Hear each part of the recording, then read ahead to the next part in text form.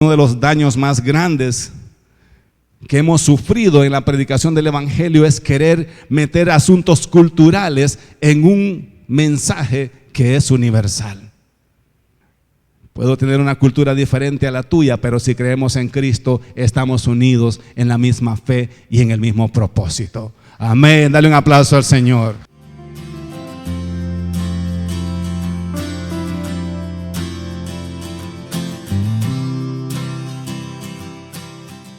Viéndote bien, te ves muy hermoso, pueden sentarse. Y también démosle un aplauso a todos los amigos que se conectan a través de las redes sociales. Mis amigos, como todos los domingos desde acá, les saludamos y les enviamos muchos abrazos, muchas bendiciones. Y esperamos que se queden con nosotros los próximos 45 a 50 minutos, dependiendo la unción que traiga hoy, para que podamos entender y compartir y analizar lo que la Biblia dice con relación a nosotros. Estamos desarrollando la serie Llenos de su Espíritu y hemos tratado de poner bases para que se nos facilite el entendimiento de quiénes somos, quién es Dios y la seguridad y la certeza de que Dios vive en nosotros. Uno de los problemas que tiene la gente a nivel mundial es la soledad. Y este es un problema que está afectando a millones de personas porque la soledad produce tristeza, la tristeza te lleva a la depresión y la depresión te lleva a una enfermedad crónica y muchas veces hasta la muerte, el suicidio. Entonces, entender que no estamos solos, que Cristo vive en nosotros, nos ayuda para poder contrarrestar todos los pensamientos y las voces del enemigo que te hacen sentir como un fracasado, que te hacen sentir como alguien que no vales nada, que te hacen sentir como alguien que todo mundo se olvidó de ti. Y el ignorar la llenura del Espíritu Santo en nosotros provoca no entender y no disfrutar la vida como Dios ha querido que la disfrutemos. Entonces, si llegaste triste a este lugar, en el nombre de Jesús, yo echo fuera todo demonio de tristeza, todo demonio de depresión, todo demonio de preocupación, y declaro que el Espíritu Santo hoy te llenará con su gozo, con su alegría. ¿Cuánto le da un aplauso a Él? Amén. Dile al Espíritu Santo, lléname con tu gozo, con tu alegría. Entonces, tú eres un ser espiritual, tienes un alma y vives en un cuerpo. Quiero que entendamos bien la forma en cómo nosotros fuimos creados. Somos espíritus, tenemos un alma y vivimos en un cuerpo. El cuerpo es simplemente el vehículo que refleja quién maneja tu vida y lo que tú llevas por dentro. Dependiendo quién gobierna tu vida, así son tus actitudes, son tus acciones y es tu comportamiento. Por eso es que Pablo enseña a que seamos dirigidos por el Espíritu Santo y no por la carne. Porque cuando te dirige el Espíritu Santo, tus actitudes, tus acciones, tu comportamiento es agradable a Dios y agradable a los hombres. Pero en esta mañana yo te quiero hablar de cómo ser instrumento del Espíritu Santo. Porque ya entendimos el concepto de cómo hemos sido creados. Hemos explicado el concepto con claridad de que cuando tú recibes a Jesucristo, Él a través de su Espíritu viene a vivir dentro de ti en tu espíritu, para que ahora tu espíritu pueda gobernar tu alma y tu cuerpo exprese quién es el que gobierna dentro de ti. ¿Estamos claros hasta ahorita? O sea, el comportamiento tuyo físico es el resultado de lo que tú crees y de quién gobierna tu interior. Si el Espíritu Santo gobierna tu interior, siempre vas a tener una actitud de gozo, de bien, una actitud agradable a Dios. Por eso es importante ser gobernados por el Espíritu Santo. Ya no vivamos conforme a la carne, dijo Pablo, vivamos de acuerdo al Espíritu. Entonces, cuando vienes a Cristo, le recibes, el Señor perdona todos tus pecados, te restaura, te limpia, te purifica. Es algo en tu espíritu, algo es espiritual. Y comienza el proceso de crecimiento y de entendimiento para que el estilo de vida que antes tenías ahora pueda ser moldeado al conocimiento de la palabra y al estilo de vida que Dios quiere que tengas. Entonces, tú no eres santo hasta que ya dejaste de pecar. Tú eres santo desde el momento que Jesucristo vino a tu corazón, le recibiste y Él impartió su justicia y su santidad dentro de ti. Entonces, ahora que ya soy santo y entiendo que mi cuerpo es templo y morada del Espíritu Santo, ahora procuro a través de la palabra de Dios entender primero cuál es mi forma, mi estilo de vida nuevo y cuál es el propósito por el cual Dios hizo todo eso en mí. Por eso es que Pablo le dice a los que estaban en problemas sexuales en Corintios, les dice, ¿no se han dado cuenta que su cuerpo, ustedes, que su cuerpo es templo y morada del Espíritu Santo? Por esa razón tienen que apartarse de toda inmoralidad sexual, no para que el Espíritu venga a vivir dentro de ustedes, sino porque el Espíritu ya vive dentro de ustedes. ¿Estamos entendiendo? Y esto hay que creerlo, porque la religión nos enseña lo contrario, que primero tenés que santificarte para que después el Espíritu venga a vivir dentro de ti. Pero el proceso es al revés. El Espíritu Santo viene a vivir dentro de ti a través de aceptar a Jesucristo y luego santifica todo tu interior, te purifica, te justifica. Por eso es que aunque en la iglesia de Corintios y en la iglesia de Gálatas y en todas las iglesias a quien Pablo les escribían habían problemas de pecado, Pablo nunca les escribió a los pecadores de Éfeso, a los pecadores de Corintios. Siempre dijo a los santos en Cristo de la iglesia de Corintios, a los santos en Cristo de la iglesia de Éfesos, y podemos decir a los santos en Cristo de Ministerio Restauración. ¿Alguien le da un aplauso al Señor? Entonces, el vivir de acuerdo al propósito de Dios tiene que ver con el entendimiento de la palabra del Señor. Por eso es que les explica, ahora su cuerpo y su espíritu le pertenecen a Dios. No existe tal cosa, y si alguien te lo predicó, estaba totalmente equivocado. No existe tal cosa como mi espíritu es del Señor, pero mi cuerpo es del diablo. ¿Está siguiendo? No existe mi espíritu va a vivir en santidad, pero mi cuerpo en el pecado. Porque Pablo está diciendo, tu espíritu y tu cuerpo le pertenecen a Dios. Ahora glorifiquen a Dios con tu espíritu y con tu cuerpo. Amén. Amén. Porque ahora tanta enseñanza y tanta situación rara que la gente con esto de la gracia, como que bueno, Dios me ama como soy. Él sabe que el problema que tengo, sí, Dios te ama como eres. Pero necesitas entender que tú le perteneces a Él 100%, por dentro, por fuera, por los lados, por arriba, por abajo, por donde quiera. Eres de Él. Amén. Es como que rentes una bodega y el dueño que estaba antes deje una parte ahí. Y diga, no, usted está pagando por todo, pero este rincón es mío. No, tú rentas una bodega y cada esquina de la bodega te pertenece a ti. Jesucristo te compró por dentro, por fuera, 100%. Amén. Yo que tú me alegraba por eso. Porque este cuerpecito que ustedes ven acá y esos cuerpecitos que yo veo ahí le pertenecen al Señor. Entonces, cuando entendés lo valioso que eres, quién es tu dueño, a quién le perteneces, no puedes andarle ofreciendo tu cuerpo a cualquier demonio o a cualquier demonia. Entiendes que tu cuerpo tiene un dueño y que es el Señor, y a Él solo le glorificamos y le adoramos. Amén. He venido un poco serio ahora, ¿verdad? Amárrense los cinturones porque estoy comenzando. Esta es la introducción nada más. Entonces, cuando Dios te salva, Dios te purifica, te santifica y tú recibes todo el paquete de la salvación.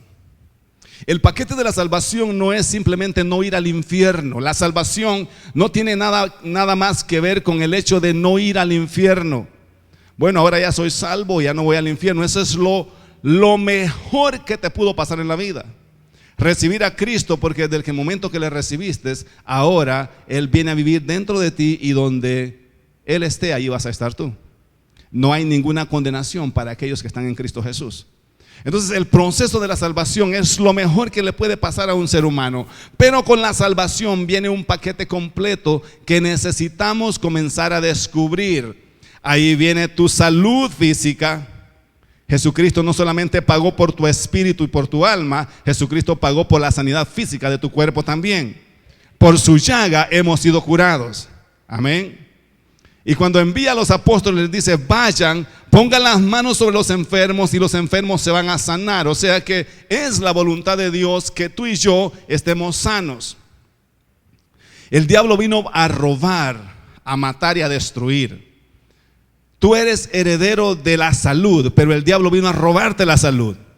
Entonces, cuando una persona está enferma, lo que ha hecho Satanás es que le ha robado su salud y le ha dado algo que Cristo no compró para ellos. Entonces, cuando entendemos esto, nosotros tenemos que rotundamente negarnos a vivir bajo esa condición. Y lo voy a decir con mucho respeto porque quiero que vayas entendiendo el propósito de Dios para nosotros sin que te sientas, bueno, es que el pastor, ¿por qué no sabe mi condición? Probablemente no la sé, pero sé lo que la Biblia dice. Y sé cuál tiene que ser nuestra posición. Yo siempre digo al Espíritu Santo, ayúdame a tomar control sobre mi cuerpo. Y como ser humano podemos agarrar cualquier virus allá afuera, contaminarnos con alguna enfermedad. Pero la sangre de Cristo está en nosotros. Te voy a dar un consejo. No le pongas título de propiedad a ninguna enfermedad en tu cuerpo. Porque la gente dice, oh, esta es mi enfermedad. Este es mi dolor. ¿Quién te lo vendió? ¿Quién lo compraste? ¿Por qué le pones título de propiedad? Es una enfermedad del diablo, es un dolor del diablo, no es mío. Está atacando tu cuerpo por un tiempo, pero seguimos creyendo de que Dios te va a sanar. Y dijo Job, así Dios me mate, yo seguiré creyendo que un propósito tiene para mi vida y voy a glorificar su nombre para siempre. Amén. O sea que tienes que creer hasta el último suspiro de tu vida que Dios es tu sanador y que esa enfermedad no viene de ti. Ay, es que el Señor me enfermó porque si no me enfermo a lo mejor me voy al mundo. Dios no manipula a la gente así. Dios no pone enfermedades para que le sirvas. Dios pone el deseo de servicio en tu corazón, despierta tu espíritu y en ese gozo tú comienzas, ya sea sano o enfermo, a glorificar y a servirle al Señor. Amén. Entonces tenemos que comenzar a entender quiénes somos, lo que Dios tiene para nosotros y la razón por la que el Señor nos salvó. El Señor te salvó porque tú eres un instrumento para lo que Él necesita hacer sobre la tierra. Amén. Primero te salva porque no quiere que vayas al infierno. Eso es obvio, porque de tal manera amó Dios al mundo. Dio a su Hijo unigénito para que aquel que en Él crea no se pierda. Y el siguiente versículo dice, porque no envió Dios a su Hijo a condenar al mundo, sino para que el mundo sea salvo por Él. Entonces nuestro mensaje nunca tiene que ser un mensaje de condenación, sino de salvación. No podemos vivir mandando al infierno a la gente cuando Jesucristo vino a sacarlos del infierno. Amén. Nuestro mensaje es de reconciliación. Dice Corintios que Él nos ha dejado el ministerio de reconciliación, no el ministerio de condenación. Y antes de ese versículo dice que Dios estaba en Cristo reconciliando al mundo consigo mismo, no tomándoles en cuenta a los hombres ninguno de sus pecados. Te tengo buenas noticias. Todos tus pecados pasados Dios no los toma en cuenta. Entonces no puedes venir sintiéndote de que Dios te está castigando por algún pecado que cometiste en el pasado. Dice Corintios que Él no toma en cuenta ninguno de tus pecados. Y tienes que pararte y vivir con esa libertad de que ya Cristo no se acuerda más de lo que te pasó ni de lo que te hicieron. Ahora Cristo tiene nuevos proyectos para tu vida. Amén. Dale un aplauso al Señor grande. Entonces hemos estado estudiando el pasaje de Hechos. En el capítulo 2, cuando el Espíritu Santo es derramado sobre los que estaban en el aposento alto. Y comienza un nuevo estilo de vida para aquellos que fueron llenos del Espíritu Santo. Hemos explicado que no es lo mismo tener el Espíritu Santo como una herencia porque le recibiste, como una semilla porque cuando Cristo viene a nosotros, Él pone de su genética en nosotros, pone la semilla, un gene de Dios, para que podamos entender los propósitos y los planes que Él tiene para nosotros. Pero el bautismo del Espíritu Santo es ese evento sobrenatural en donde te encuentras físicamente con la llenura de su presencia y tu cuerpo comienza a reaccionar de una forma que tú no puedes controlar. En el aposento alto dice que el Espíritu Santo tomó control de sus lenguas y comenzaron a hablar diferentes idiomas para dar un mensaje a aquellos de diferentes regiones, de diferentes partes del mundo, para que ellos entendieran que lo que estaba sucediendo ahí era algo sobrenatural de parte de Dios y que estos no estaban pretendiendo algo ficticio. Dice que decían que no son estos galileos. Había gente de Egipto, había gente de África, había toda clase de gente rodeando ese lugar y Dios tenía un mensaje para cada uno de ellos. Y ellos se admiraban y decían, ¿cómo es que estos hablan nuestro propio idioma? Lo hablan sin acento, lo hablan perfecto. Y no son estos galileos, ¿cómo pues pueden hablar nuestro idioma y les podemos entender? Eso es lo sobrenatural del Espíritu Santo. Cuando una persona habla en lenguas, hay diferentes razones por las que las personas hablan en lenguas, y este es otro tema que lo vamos a desarrollar para aclarar tanta confusión de la gente. No hay un formato, es que tiene que ser un idioma que todo el mundo lo entienda. Puede que Dios te use para darle un mensaje a un árabe en un momento específico, o puede que Dios use tu lengua para que tu espíritu se comunique con Él a través de una oración que tu mente no puede entender, menos el diablo. Amén. Pablo dice que aquel que habla lenguas habla misterios, y aquel que habla lenguas a sí mismo se edifica. Porque hay momentos cuando te pones a orar en la presencia de Dios o en la llenura del Espíritu Santo, porque siempre estamos en la presencia de Dios.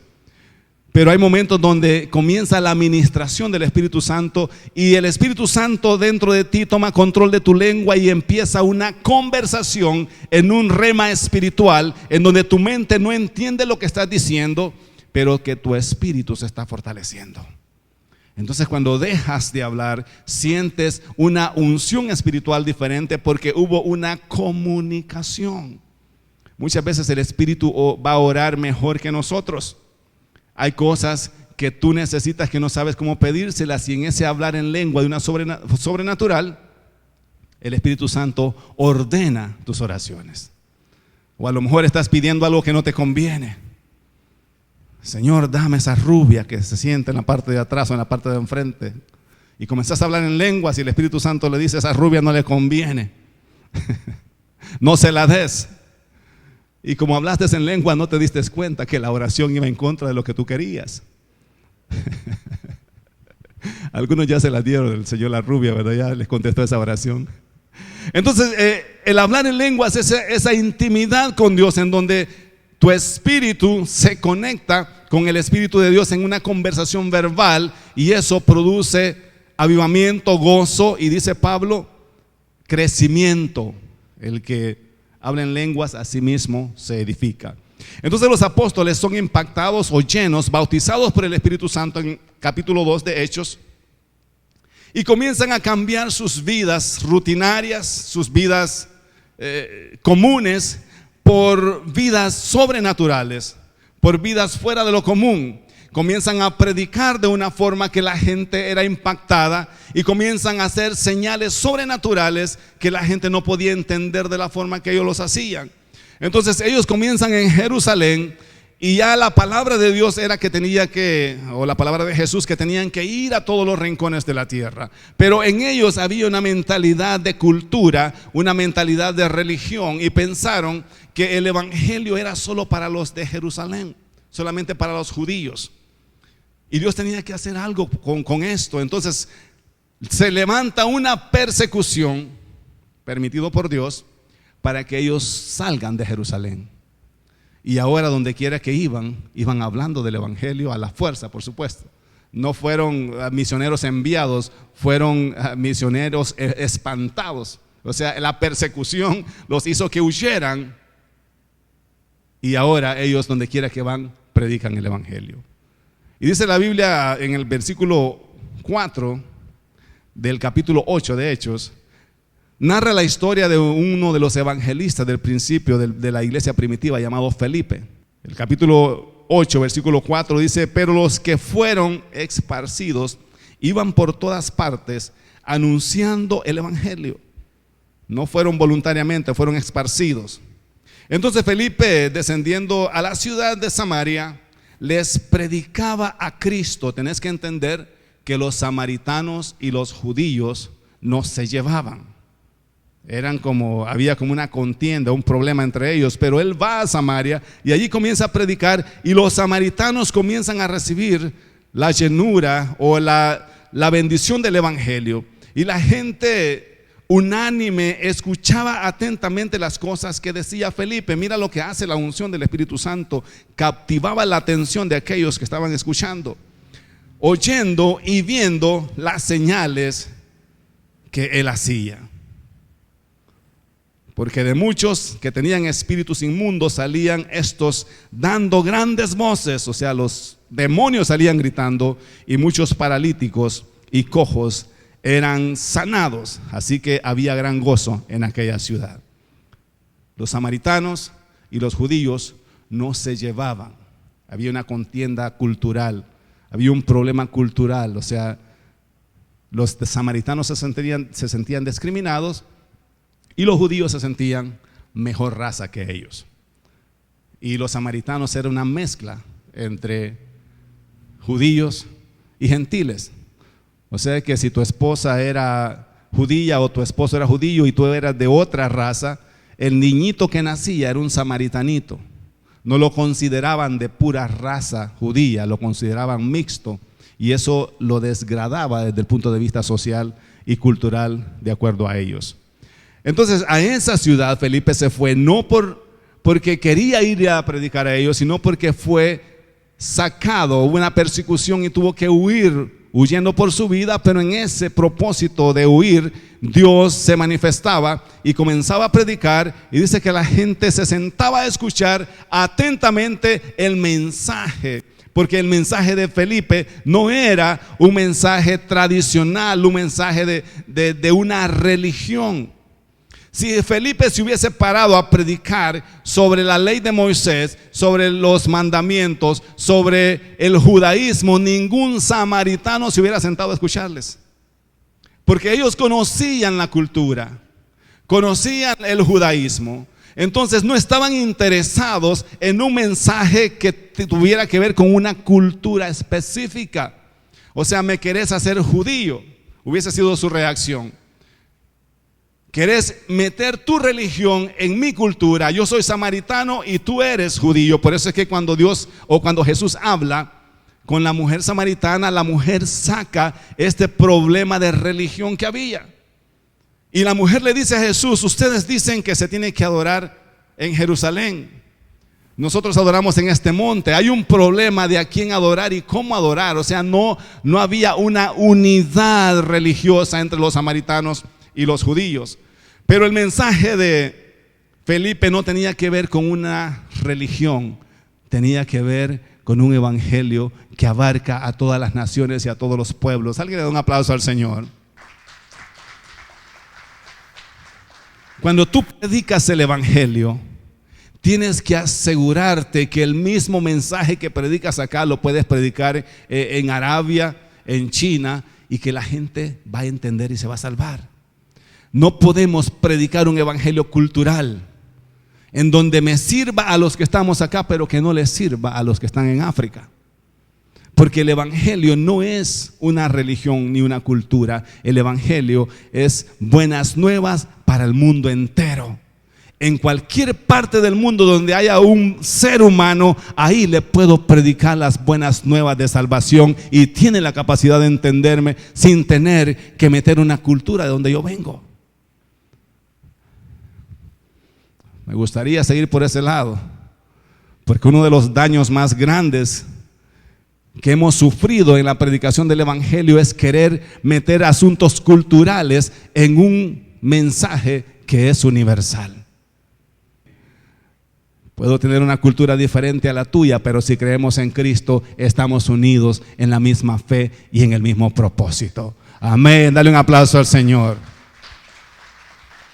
No puedo pretender que todos los mexicanos se vean como salvadoreños, ni todos los salvadoreños como mexicanos, o dominicanos o cubanos. El hecho de que un cubano venga con guayabera no significa que todos los mexicanos tenemos que venir con guayabera o los salvadoreños con guayabera. ¿Me está siguiendo? Esa es su cultura, esa es su forma. Aquí el mexicano, el cubano, el dominicano, el salvadoreño podemos unirnos en una fe que es Cristo y respetar tu cultura, respetar tu país. Amamos los tacos con chiles, amamos las pupusas, amamos las baleadas. Y ya me está dando hambre, mejor no sigo. Dale un aplauso al Señor. Oh, qué bueno eres, Señor. Entonces Felipe no llegó predicando culturas ni predicando religiones. Llegó con señales, con un mensaje que ellos podían entender. Y aparte de eso dice que había liberación de endemoniados, los paralíticos se sanaban y había gozo en toda la ciudad. El evangelio puro y verdadero siempre traerá gozo a aquel que lo recibe. No podemos sentirnos cristianos amargados cuando el gozo del Señor está dentro de nosotros. Amén. Vamos a reprender todo espíritu de amargura dentro de las congregaciones. El evangelio produce gozo. Dice que en toda la ciudad había gran gozo, no solamente porque los paralíticos caminaban y los enfermos eran sanados, sino porque había una palabra, un mensaje que había transmitido gozo en aquellos corazones tristes. Porque había habido una palabra revelada que aquellos que estaban deprimidos ahora se dieron cuenta que no hay razón por la que puedas vivir un día encerrado, perderte un día de tu vida. No tiene sentido. ¿Por qué voy a cerrar la puerta de mi casa y voy a permitir que me pase un día completo y mientras yo estoy llorando ahí? Ese día no lo vas a volver a recuperar. Y cuando tengas 80 te va a hacer falta. Te vas a arrepentir de haber malgastado tantos días en el cuarto, encerrado, llorando por cosas que no tienen sentido. Amén. A veces cuando platicamos con ancianos o miramos, dicen, ay, cómo me arrepiento de haber malgastado mi vida. Ninguno de nosotros va a decir eso. Nos vamos a parar a los 90 y vamos a decir, hemos disfrutado cada día de nuestra vida. Aleluya, dame otros 20 años más, Señor, para seguirlo disfrutando. No vamos a ser viejitos frustrados. Vamos a ser viejitos felices. Y si la viejita ya está con el Señor te va a dar otra viejita, no te preocupes. Se emocionaron los caballeros con esa palabra. Esa es mi palabra, dicen algunos. No. Dios quiere que disfrutemos la vida. Entonces había gran gozo, señales, demostración del poder de Dios. Porque para eso es que el Señor nos salvó. Somos instrumentos de Dios en sus manos. Si tú recibiste a Jesucristo o estás planeando recibirlo, tienes que saber que aparte de todas las bendiciones que Dios te da, Dios te escoge porque necesita un instrumento para estos tiempos para llevar a cabo su propósito. Esa tiene que ser nuestra mentalidad. Señor, ¿en qué puedo servirte? ¿Para qué me has escogido? ¿Qué puedo hacer? Y a veces miramos que, bueno, es que yo no traigo para evangelista, no creo que yo pueda ser pastor, pero puedes ser un buen padre en tu casa. Ejemplar, orar por tus hijos, empoderarlos para que ellos vayan y sean los pastores. Mi madre a veces me dice, cuando estaba joven quise ser pastora, quise ser predicadora. Le digo yo, no se preocupe, que una sola pastora no hubiera alcanzado mucho, pero ahora somos varios pastores y vamos a alcanzar más. O sea que su ministerio pastoral no falló o no fracasó porque usted no lo hizo, usted impartió en nosotros ese ministerio. Entonces tú puedes impartir lo que hay de Dios en tus generaciones. Amén. Puedes ser un instrumento en tu casa. Decía en el grupo celular esta semana, no es lo mismo tener una mamá en casa llena del Espíritu Santo que una mamá llena de otra cosa. Hay una gran diferencia.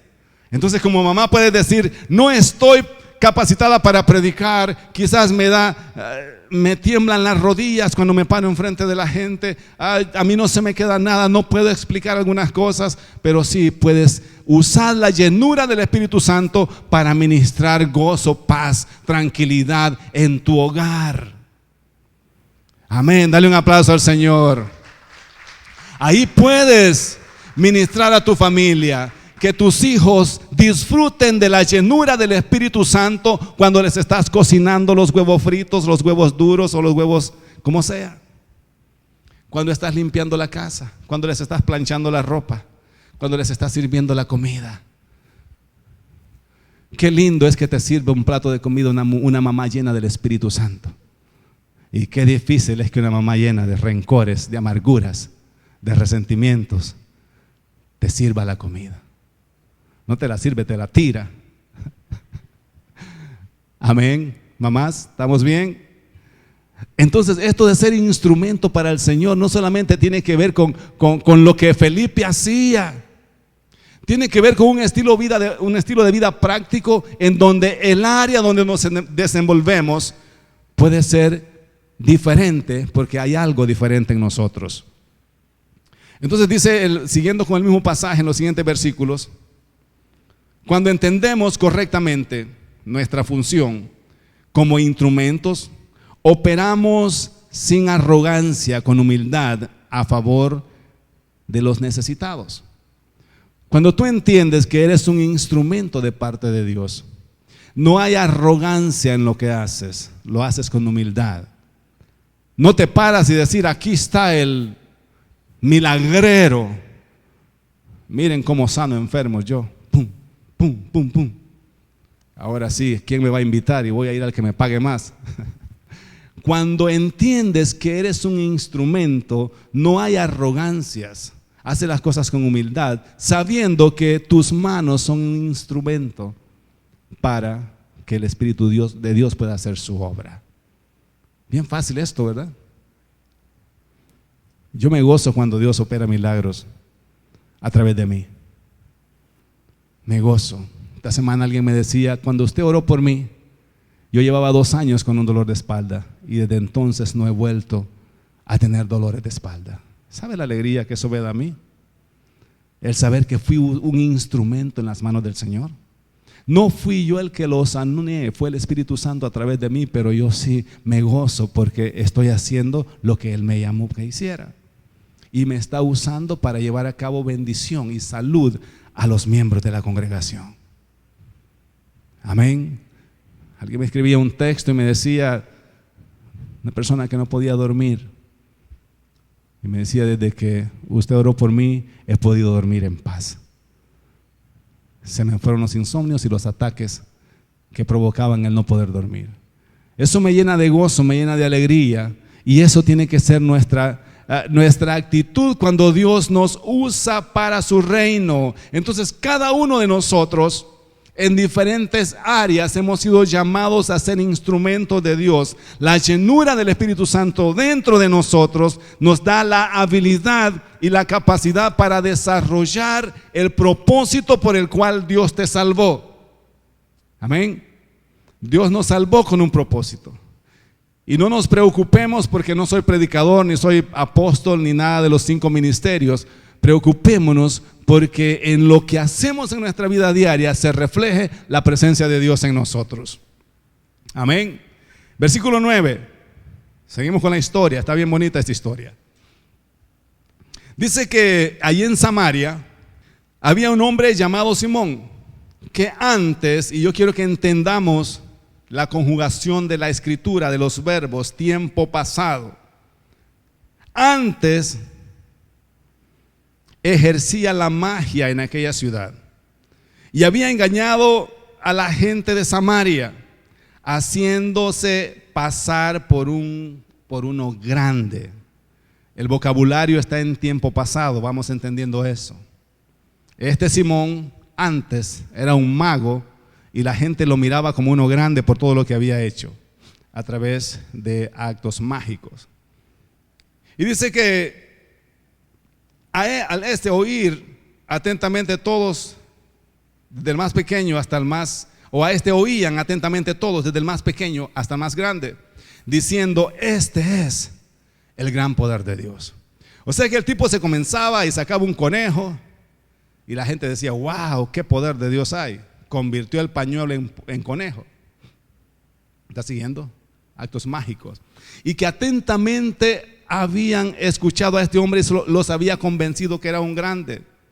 Y le estaban atentos porque con sus artes mágicas les había engañado mucho tiempo. Pero cuando creyeron a Felipe, que anunciaba el evangelio del reino de Dios y el nombre de Jesucristo, se bautizaban hombres y mujeres. O sea que Felipe enseñaba, predicaba, la gente se convertía y él los bautizaba en agua. También creyó, y esto es tiempo presente, tiempo actual, o sea, ya no hacía más magia, sino que este hombre se convirtió. También creyó Simón, o sea, el mismo que antes hacía todas estas cosas, y habiéndose bautizado estaba siempre con Felipe, y viendo las señales y los grandes milagros que se hacían, estaba atónito. Quiero que vayas siguiendo el cambio de vida de esta persona, porque hemos escuchado tantos mensajes equivocados con relación al comportamiento de este hombre. El hombre había sido mago, había sido, bueno, ya lo que ustedes puedan entender con lo que leímos, pero llega un momento donde Felipe le predica el evangelio verdadero y el Espíritu Santo lo llena de ese interés por Dios. Y luego dice que se convierte y dice que se bautizó, o sea que no fue un convertimiento ficticio. Me voy a convertir para ver qué pasa, vamos a ver si voy a fingir que me he convertido. Este hombre estaba en serio, por eso es que comienza hablando de que antes hacía estas cosas, pero que ahora ya se había convertido y se había bautizado, y no solamente se había bautizado, había cambiado su rutina de vida. Ahora estaba cerca de Felipe todo el tiempo. Una cosa es que te conviertas y no vuelvas a la iglesia, y otra cosa es que te conviertas, te bautices y te quedes acá. Alguien le da un aplauso al Señor. Había un interés por aprender en este hombre. Había un interés por seguir creciendo. Había un interés, o sea, admiraba y respetaba la unción que había en Felipe. Entonces hablamos de que el hecho de que estuviese con Felipe no era que quería pretender ser alguien, sino que estaba interesado en recibir y ser lleno de aquello que Felipe tenía, pero era un recién convertido, no entendía las cosas. Estaba atónito y estaba sorprendido por lo que Felipe hacía, no de la forma que él lo hacía, sino de una forma sobrenatural. Las obras sobrenaturales del Espíritu Santo son genuinas y no se pueden comparar con trucos mágicos o mentalismo. Las obras del Espíritu Santo son genuinas. No puede haber falsedad. Si Dios te sanó, te sanó. Porque a veces tenemos tanto mentalismo, tantas cosas raras que tienen que ver con la concentración, filosofías orientales, y mucha gente cree que esto de las sanidades divinas tiene que ver con una concentración máxima en donde tu cerebro, tu mente se va para allá y es todo mental. Las sanidades son reales. Dios te sana físicamente y te sana espiritualmente y emocionalmente también. Entonces, esto es lo que este hombre había visto. Que lo de él era un truco, pero que lo de Felipe era realidad, era una verdad. La gente sí era sanada, los paralíticos sí se levantaban, y que no había una ganancia en ellos. No lo hacían por riqueza, lo hacían porque amaban bendecir a las personas. Entonces, cuando este hombre mira todo esto, dice: yo quiero pertenecer a este grupo de personas que son diferentes. Entonces deja su consultorio, deja las prácticas mágicas y ahora se convierte, ahora se bautiza y ahora está a los pies de Felipe tratando de entender, de aprender. Hay una diferencia en cómo se hacen las cosas en el mundo y cómo se hacen dentro de la iglesia, dentro del evangelio. A veces cuando la gente viene de un trasfondo espiritual, de brujerías, de adivinación, a veces cree que venir a la iglesia es el mismo proceso. Es lo mismo. Alguien me dijo hace años atrás, en uno de mis células, tenía 2 años ya el grupo celular, el Señor, y me dice: hermano, quiero decirle de que Dios me está usando. Es que yo antes le adivinaba a la gente la suerte a través de las cartas, pero ahora se lo adivino a través de la Biblia. El Señor me ha dado el don de adivinación, me lo dijo, no es ninguna exageración. El Señor me ha dado el don de adivinación. Aún antes de ser cristiano yo ya adivinaba a la gente. Y ahí donde trabajo sigo ejerciendo mi don, adivinándole a la gente, pero ahora lo hago con la Biblia. Uso las mismas oraciones y luego abro la Biblia y así te dice el Señor. Ahora, mi posición como líder fue instruirlo y enseñarle, no condenarlo. Porque no lo estaba haciendo por malicia, lo estaba haciendo por ignorancia. Y tú tienes que saber cuando la gente hace cosas por malicia, por rebeldía o por ignorancia.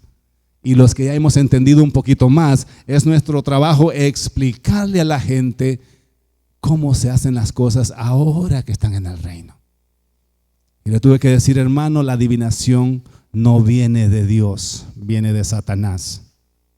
Y lo llevé al libro de Hechos 16, donde Pablo le echa fuera el espíritu de adivino a una mujer, a una joven que estaba siendo usada para negocios de los dueños, una esclava que tenía ese espíritu de adivino. Y dice la Biblia que el Señor, que Pablo se lo reprendió y que después la muchacha ya no adivinaba ni quién tocaba la puerta.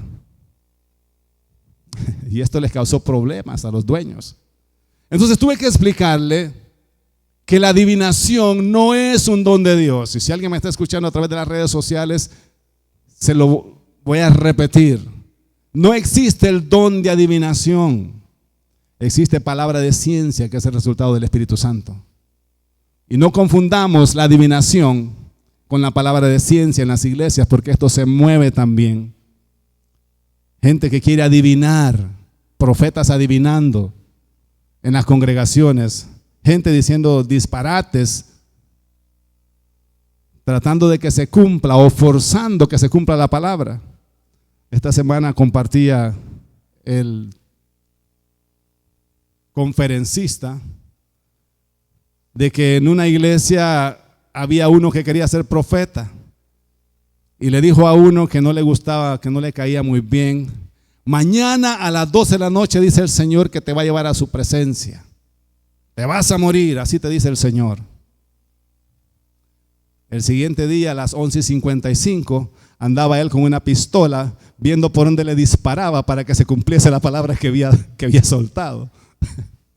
O sea, a veces como profetas queremos forzar las cosas basadas en nuestras emociones, pero las cosas del Espíritu Santo son totalmente diferentes. Y este hombre quería entender cómo se hacían las cosas ya ahora que es parte de la iglesia del Señor. Entonces el versículo 14 dice que, seguimos leyendo: cuando los apóstoles que estaban en Jerusalén oyeron que Samaria había recibido la palabra de Dios, enviaron allí a Pedro y a Juan, los cuales, habiendo venido, oraron por ellos para que recibiesen el Espíritu Santo. O sea que Felipe tenía el don de hacer milagros, tenía el don de que la gente se convirtiera, pero no tenía el don, o todavía no operaba en el don de que la gente fuese bautizada en el Espíritu Santo. O sea, está bien, Dios te puede usar en cualquier otra área, no podemos nosotros trabajar o operar en todos los dones. Algunos somos buenos para predicar, otros para enseñar, otros para hacer milagros. Y uno tiene que respetar el don que hay en cada uno de nosotros. Y a eso se refiere este pasaje. O sea, Felipe no dijo, no vengan, yo también los voy a bautizar. Si el Señor me ha dado el don de que los paralíticos caminen, pues ¿por qué no puedo tener el don de que el Espíritu Santo fluya a través de ellos? Pero ellos entendían que cada uno de ellos se movía en diferentes formas y respetaban la voz de Dios. Dice que viene desde Jerusalén Pablo y Juan para que ellos fueran llenos, para poner sus manos y que fueran bautizados con el Espíritu Santo. El versículo 15, los cuales, habiendo venido, oraron por ellos para que recibiesen el Espíritu Santo. Porque aún no había descendido sobre ninguno de ellos, sino que solamente habían sido bautizados en el agua. O sea que habían sido bautizados en el agua, eran convertidos, pero que no habían sido bautizados en el Espíritu Santo.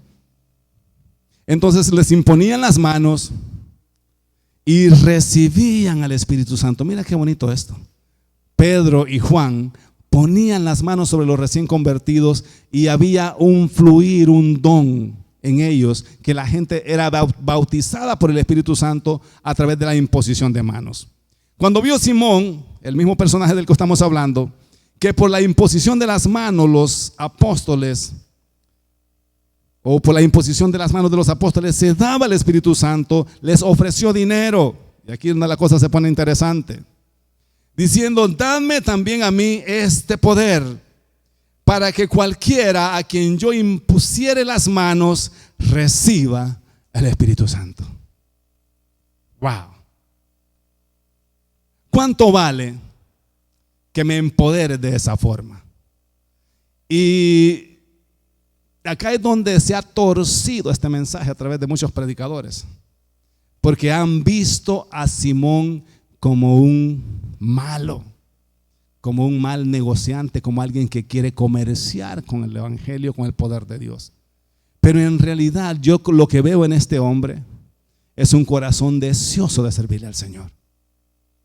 O sea, no veo un corazón malintencionado, quiero enriquecerme. Lo que quiero es operar de la forma que ustedes quieren, o de la forma que ustedes operan. Y en su ignorancia él no sabía cómo pedir. Les dice, les voy a dar una buena ofrenda, pero por favor oren para que el Espíritu Santo venga sobre mí y que ahora yo pueda ir y poner mis manos y que ellos sean llenos del Espíritu Santo. ¿Qué era lo que necesitaba? Ser instruido correctamente. Pero yo quiero decirte que una cosa es ver a la gente con los ojos de la gracia y otra cosa es ver a la gente con ojos de ley y de religión. Pedro no se llevaba con los judíos. Tenemos la historia de Cornelio. Y no se llevaba con los samaritanos. Entonces llega como por un compromiso usado por Dios para que fuesen ellos llenos del Espíritu Santo, pero en su dentro estaba el apego a su religión, el apego a su cultura, o sea que no había superado el problema racial que habían entre ellos. Entonces cuando este hombre le dice eso, aprovecha y se le sale todo lo que llevaba por dentro. Entonces Pedro le dijo, tu dinero perezca contigo, porque has pensado que el don de Dios se obtiene por dinero. No tienes tu parte ni suerte en este asunto. Un poquito pesado el Pedro, ¿verdad? Porque tu corazón no está delante de Dios. Arrepiéntete pues de esta maldad y ruega a Dios si quizá te sea perdonado el pensamiento de tu corazón. Qué reacción media pesada, ¿no? Porque le añade el versículo 23, porque en hiel de amargura y en prisión de maldad veo que estás. Pero me gusta la respuesta del recién convertido. Respondió entonces Simón y le dijo, rogad vosotros por mí al Señor, para que nada de esto que habéis dicho venga sobre mí. Mira qué bonito es cuando una persona, el recién convertido, entiende mejor que el viejo. ¿Me está siguiendo? Y acá es donde los que predican con relación a la ley y todo eso, aquí es donde gritan y patalean y dicen, el evangelio no se puede vender. Arrepiéntete, pecador. ¿Sabe lo que veo en Simón? Un hombre deseoso de ser un instrumento de Dios y que necesitaba instrucción de cómo operar en ese nivel. La reacción de Pedro hubiese sido, mira mi hermano, entiendo tu oferta, pero déjame explicarte cómo es que funciona esto. Vámonos a 3 días de ayuno, voy a ministrar lo que hay en mí sobre ti. Conságrate al Señor. Te voy a explicar el proceso que yo he pasado para poder operar en esta dimensión, porque quiero que tú también operes de la forma que yo opero. Te voy a enseñar, te voy a instruir para que mañana tú vayas y pongas las manos sobre los enfermos, se sanen, para que pongas las manos sobre la gente y sean llenos del Espíritu Santo. Hay un Simón que está deseoso de operar en lo sobrenatural y hay un Pedro que está más preocupado por lo que le ofrecieron que por entender lo que había en el corazón de aquel recién convertido. No sé si le quiere dar un aplauso al Señor. Todo recién convertido tiene un problema o tiene un propósito para el servicio del Señor. Todo recién convertido tiene un propósito para poderle servir al Señor. O sea, es un potencial ministro del Señor. Cuando estamos llenos de la tradición, perjuicios sociales, costumbres religiosas, no miramos la necesidad de la gente, sino miramos el error de las personas. Cuando estamos llenos de costumbres, de perjuicios religiosos, perjuicios culturales, cuando la gente viene a Cristo no los miramos como un potencial para servicio, siempre miramos el problema con el que vienen. Y a veces así los tratamos de la forma que Pedro los trató. Este mago, este brujo piensa que la cosa que dijo es por dinero. Perece con todo tu dinero. Y le da una maldición que el hombre entendía el mundo espiritual. Arrepiéntete. Quizás Dios te perdone. ¿Cómo que quizás Dios te perdone si ya Dios le había dicho, o Jesús le había dicho, no le llames inmundo a aquello que yo he limpiado? ¿Estás entendiendo cómo a veces se nos olvida lo que Dios nos dice? Cuando ya Dios había muerto por el mundo entero, o sea, la pregunta no es quizá Dios te perdone, la respuesta ya Dios te perdonó. Porque cuando Cristo murió en la cruz del Calvario, perdonó todos nuestros pecados. Entonces la reacción de Pedro es ofensiva y entiendo porque lo tomó como un soborno, pero no lo entendió como una necesidad de aquel Simón que antes hacía magia, que antes lo miraban como un grande, pero que ahora se había convertido, se había bautizado, estaba a los pies de Felipe para aprender y que ahora quiere la unción que hay en Pedro. ¿Alguien me puede decir si hay algo de malo en eso? Eso es lo que cada uno de nosotros recién convertidos necesitamos anhelar, operar en lo sobrenatural. Y te tengo buenas noticias, está a la disponibilidad de todo aquel que lo quiera. Amén, dale un aplauso al Señor. Todos aquellos a quien Dios ha salvado son instrumentos para su servicio. Todos aquellos a quien Dios nos ha salvado somos instrumentos para su servicio. Nunca te sientas que no sirves para nada en la iglesia. Nunca te sientas que en la iglesia no hay espacio para que tú puedas trabajar. O sea, es uno el que pone su voluntad a su servicio. Nosotros estamos siempre buscando gente que quiera involucrarse en todos los departamentos. Y bendigo a aquellos que están en la parte de atrás, que quizás se pierden el mensaje, porque están trabajando con los niños. Tenemos una cantidad de niños muy linda y necesitamos un equipo de gente ungida que trabaje con ellos allá. Otros en otros departamentos. O sea, hay infinidad de cosas que podemos hacer acá para el servicio del Señor, pero necesitamos entender que fuimos llamados por Él porque somos instrumentos para Él en estos tiempos. Todo aquel que se convierte al Señor tiene que saber que mientras Cristo venga, necesitamos trabajar para Él, ser usados por Él. Y aquellos que ya hemos caminado un poco más adelante, necesitamos entender la forma y los problemas con los que la gente viene a la iglesia. Hay gente que viene que no entiende nada de lo que es el evangelio. Otros vienen con un conocimiento espiritual, como la experiencia que te conté con este hermano. Llevaba 2 años en la iglesia y seguía tirando cartas. Ahora yo pude usar ese pasaje de Pedro y condenarlo y decirle: brujo del demonio, arrepiéntese. Pero tuve que explicarle con el amor de Cristo, entendiendo que en su ignorancia estaba queriendo bendecir a alguien. Quería hacer o darle una palabra profética a alguien a través de los medios con que él había crecido. Y ahí pues surgieron otras cosas que tenía, que todavía no se había despojado. La imagen del santo niño de Atoche. Me dijo: ando esta imagen desde que soy niño y me ha cuidado, me ha guardado. Esta imagen sanó a mi mamá. Y yo decía: wow, sí, qué bueno que Dios sanó a su mamá, pero no fue la imagen, el poder del Espíritu Santo es el que sana.